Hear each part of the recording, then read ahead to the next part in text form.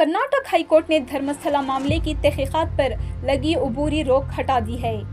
ये मामला दक्षिण कन्नड़ जिले के मंदिर शहर धर्मस्थला में मुबैना तौर पर होने वाले कई कत्ल, जिनसी ज्यादतियों और गैर कानूनी तदफीन से जुड़ा हुआ है।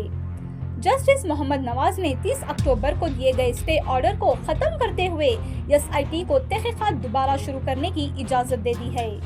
अदालत ने साथ ही ये भी हिदायत दी है कि इस केस से वाबस्ता समाजी कारकुनों को तहकीकात के दौरान किसी भी तरह हरासा न किया जाए।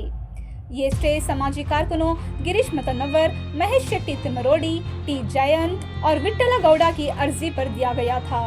इन कारकुनों ने शुरू में एफआईआर दर्ज करने की कोशिश की थी, मगर बाद में इसकी मनसूखी की दरख्वास्त दी।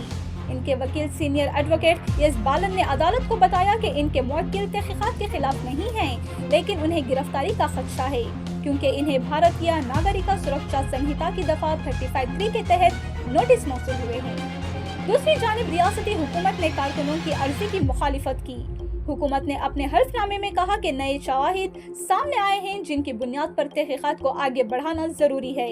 सरकारी वकील ने अदालत को बताया कि एसआईटी की तफ्तीश का दायरा इब्तदाई शिकायत से कहीं ज्यादा वसी है और इसमें गैर कानूनी तदफीन के पुराने वाकयात भी शामिल हैं। तहकीकात के दौरान बंगले इलाके से इंसानी खोपड़ियां और हड्डियां बरामद हुई हैं, जो कई सालों से जारी मुख्तलिफ वाकयात की तरफ इशारा करती हैं।